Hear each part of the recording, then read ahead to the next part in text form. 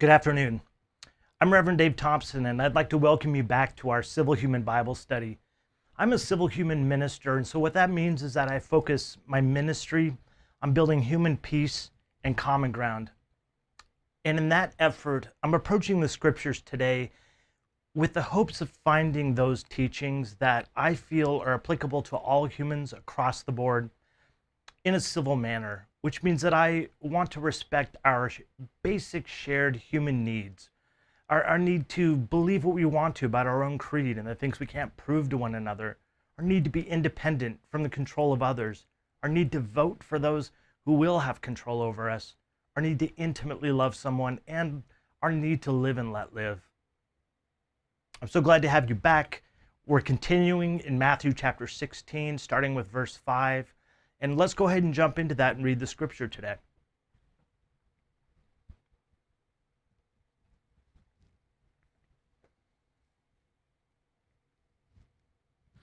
So again, this is Matthew chapter 16, and we're starting with verse 5. And when his disciples had come to the other side, they had forgotten to take bread. Then Jesus said to them, "Take heed and beware the leaven of the Pharisees and Sadducees." And they reasoned among themselves, saying, "It is because we have taken no bread." But when Jesus perceived it, he said to them, "O you of little faith, why do you reason among yourselves because you have brought no bread? Do you not yet understand or remember the 5 loaves of the 5,000, and how many baskets you took up? Or the 7 loaves and the 4,000, and how many large baskets you took up? How is it you do not understand that I did not speak to you concerning bread, but you should beware of the leaven of the Pharisees and Sadducees?" Then they understood that he did not tell them to beware of the leaven of bread, but of the doctrine of the Pharisees and Sadducees. Yesterday, we spent a bit of time talking about who the Pharisees and Sadducees were. And just for those who are joining us today, just to give you a quick highlight of what that is, those are 2 of the larger sects, the religious sects within the culture of the Kingdom of Israel at this time, 2,000 years ago. So the Sadducees were this lineage of priests. They were the sons of Madoc, who was the first high priest of the first temple that they ever built. And so he had a son, and their sons beget yada yada, down to the time where the people who remain are the priests of the temple who still do all the ritual, much like a priest in a Catholic church would, for instance, or in any other group of Christianity that has more of that high church ritual experience. So they're individuals who are in charge of all that ritual that Jewish people need to do in order to be considered a good person in society. And as a result, they have retained a substantial amount of wealth and a substantial amount of influence. And this notion of maybe arrogance could be a word to describe it, but this idea that they are better than probably other people as a result of it, it's definitely better than the commoners. And then there's the Pharisees on the other side. So these are individuals. The name Pharisee, remember, it means to be set apart. The set apart ones, they believed in following a very stringent and very strict set of rules of purity. So their whole idea was that happiness is found by following all of these rules and these traditions that the Jewish culture had passed down through the generations. On top of those basic commandments that, for instance, the 10 Commandments you may have heard of, on top of that, all of these minuscule ideas of what you have to do on the Sabbath, on the 7th day when you rest, how you should store leaven, which is yeast, or you should store dishes and whether they should be next to milk, and all of these different specific rules. And Jesus basically rebuked them yesterday when we covered the last story yesterday, because they were asking Jesus to prove that he was divine or that he was God or that he was of notable influence that they should follow, by asking him to prove it by doing something that only God can do up in the heavens. And Jesus says, forget about it. I'm not going to do that for you because you can't even see the signs that are in front of you, and that is the suffering of the people. And now we have this story where the disciples and Jesus have crossed over and traveled to another section. As you notice, they do a lot of traveling in the account of Jesus. Obviously, he's sort of an itinerant preacher who spends a lot of time ministering in different places.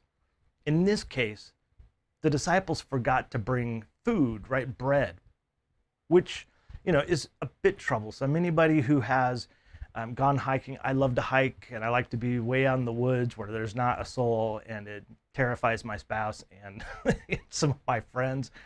But I love to be out there, and I have an agreement with my spouse that I will carry with me my survival backpack, which includes all of the standard survival gear and food, or like some health bars.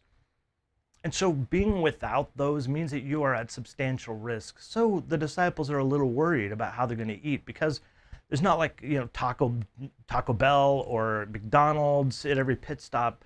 There's no food at all in this desolate region of Israel. And so they're going from place to place, and they've got to have something to eat. And so they're a bit worried. And then Jesus turns to them and says, completely unrelated to the bread, beware of the yeast. He says the leaven, which is another word for yeast. Beware of the yeast of the Pharisees and Sadducees. The disciples are like, oh gosh, now he's freaking out because we didn't bring food. And Jesus finally says to them, look, are you kidding me? I have done all of these miraculous things that we've fed all of these people with just a few loaves. Why are you worried about that? I was talking about the doctrines and teachings of the Pharisees. So what the heck does yeast have to do with anything, right? First of all, what is yeast? I mean, some of us who have done some baking know that, using yeast to make bread, but I'm going to talk a little bit about the characteristics of yeast, because it is important to understanding what Jesus was saying. A lot of us with the COVID situation, we're at home. There was this big bread revolution where people were making sourdough bread. And they discovered that you grow yeast by creating what's called a starter, which is like basically flour and water. And there's yeast in the air all around us. It's basically a single-celled fungus, for those of you who are going to geek out on microbiology. And basically it's in the air. And so it gets into the flour and to the water, and then it eventually replicates itself by eating the carbohydrates or the sugars in the flour.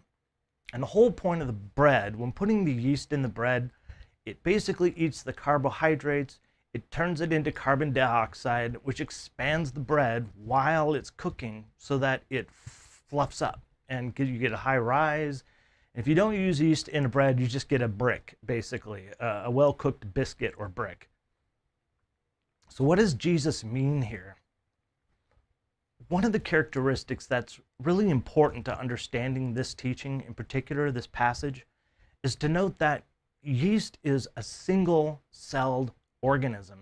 And we know that today. They, of course, didn't have that concept back then, but they did know that it was tiny, that it was unseeable. They knew it was in the air because they had to make their starter to be able to make sourdough bread or whatever they were making. But it was small and tiny. And sometimes you wouldn't realize it was already there. But what would happen? Eventually things ferment. And so this tiny little microorganism, this thing that can't even be seen, is able to work itself throughout the whole batch of bread just by itself and replicating itself to the point where it rises and in the fermentation process eventually spoils, of course. And that really is some of the implication that Jesus is pointing to. So what does this have to do with the Sadducees and Pharisees? And how in the world does it apply to us 2,000 years removed from it? So the Pharisees and Sadducees, their teachings are what Jesus is particularly concerned about, especially with his disciples. And so when he says, beware the yeast of the Pharisees, he's saying to them, beware the teachings of these groups, because even a small, minuscule amount, an idea, a spark of interest, and a concept of their own, when it's introduced into the practice, into the worldview of this kingdom of heaven that Jesus is talking about, this new kingdom that is based on the rules of the universe and God, their teachings will corrupt it and eventually make it spoil. So what in the world is he talking about, right? What teachings is it that he's concerned about? One of the most important things that people oftentimes don't realize about the Pharisees that provided some good aspects, maybe not eventually, but at the start, people liked the Pharisees' rules and the Sadducees' rules. Why? Because it was clear, cut, and dry.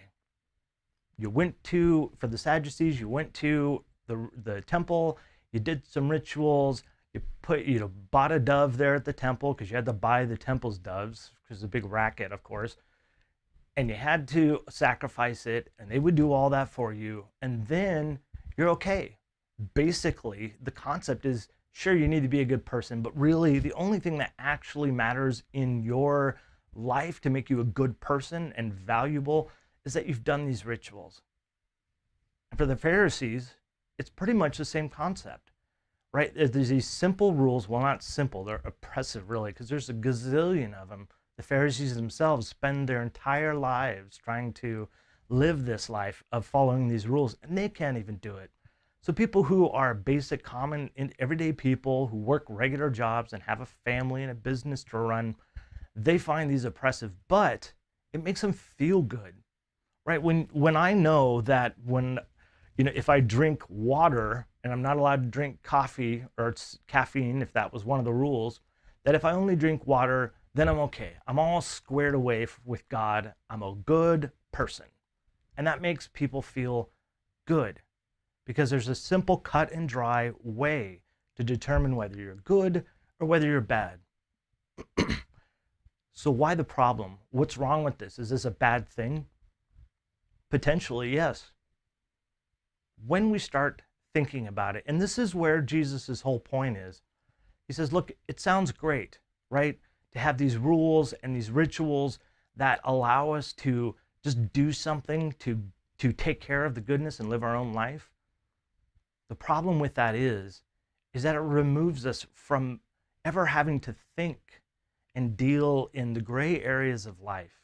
It removes us from having to think about these virtues that Jesus is talking about, because his whole policy is be compassionate, be self-restraining. So don't be a bully, be humble, don't brag about yourself, don't be arrogant, be a peacemaker, work on creating peace. None of these are fulfilled or are practiced when you're doing these rituals or you're doing these rules of the Pharisees.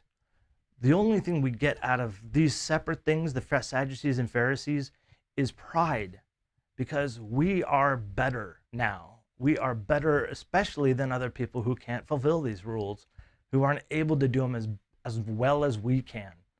And so arrogance is in fact takes over, which is exactly counter to the whole concept of being humble. There's a lot of these things that happen as a result of following these rituals. And as Jesus points out, it seems simple at the beginning, right? It seems harmless to just go ahead and do some ritual, follow some rules. But the problem is they end up just being and serving themselves. And most important, and this is where it comes into play for us, 2,000 years removed, the rules and the ritual are created and based on a circumstance and a time and a context that they were living in 2,000 years ago. And 2,000 years ago, those rules were actually based, 1,000 to 2,000 years before them. And so all of these rules they're living by no longer maybe work in the context. And as Jesus is pointing out to the Pharisees and Sadducees, it's in fact creating a great deal of suffering. Why? Because the Pharisees and their followers will have nothing to do with the unclean, because if they do, they're not following these rules and they're not able to stay pure. And the Sadducees the same thing, because you can't offer sacrifices and do these rituals unless you are clean, and you can't hang out with sinners or people who have real life issues that they're dealing with, because you'll become polluted. And so we have this forgetting of the suffering and a lack of compassion, which is what it's all about. 2,000 years now removed. I talked a little bit yesterday about the fact that I grew up really as a bit of a Pharisee. I followed in a very conservative Christian background, a set of rules, social rules that, made me feel like I was good.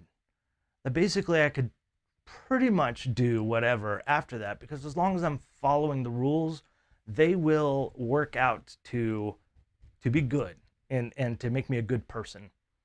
Or for those of you who come from Catholic backgrounds, I was baptized Catholic, or excuse me, I was baptized and had my first communion as Catholic. So I am safe to get to purgatory if I am completely wrong on it all. But for the church of the Catholic Church, where all the ritual is there, it's doing confession, it's doing these rituals that keep you safe with God. The problem is, those rules that were written 2,000 years ago, and a lot of the tradition rules in the church, and especially in where I come from, evangelical conservatism, these rules were created, a lot of them, social rules, in the 50s, in the 40s, and it was sort of this big change in culture. And the reason for that is because we had the media revolution, right? We had TV for the first time. We could portray the family and society any way we wanted. And so we created this, in my esteem, ludicrous set of rules of what culture and what family is supposed to look like, because we looked at Leave It to Beaver and saw that, everything in life can be solved in 30 minutes. And that, the worst thing that people deal with is some moderate racisms in life. And the problem is that's not what happens in real life. And so these rules that are continuing to be pressed upon our culture need to be revisited. And I want to leave you with this: the difference between rules and virtues. We have a lot of rules right now that many in the church are trying to press onto our society in general, and even upon the church. The problem with rules is that they are based on context. If they were pushing the virtues, I think that would be wonderful. Showing and demonstrating compassion on the poor and the sick, being humble and considering other people as better than yourself, creating peace by finding ways to find commonality and ways to live without violence, of being self-restrained and not bullying or making fun of people. I hope this has been helpful for you. I thank you so much for being a part of this process with me. I started this in the event of COVID because I just, had a lot of downtime at home. So I wanted to start reading through the scriptures and looking at it again from a different perspective, from a human perspective. And lo and behold, I find that a lot of Jesus's teachings are really universal teachings, that they're not based upon or don't require a membership in a church. They don't require any specific things to be said or done, except to follow these virtues. And it has nothing to do with whether we're going to heaven or hell, or we're going to suffer some punishment. It has everything to do with being happy in life. Being compassionate to others makes us happy. Being humble makes other people like us. And it puts us in a position where we can love others. And that makes us happy. Finding peace means that we don't have to fight, which makes us happy as well. Again, thank you for joining me. Tomorrow I'm looking forward to seeing you, weekdays live at noon. And until then, I want to say that I love you. And I hope you choose to love yourself. It is the only love that we have any control over in this world. And now I invite you to join me as we go about the rest of our day, loving our neighbors the same way. Thank you.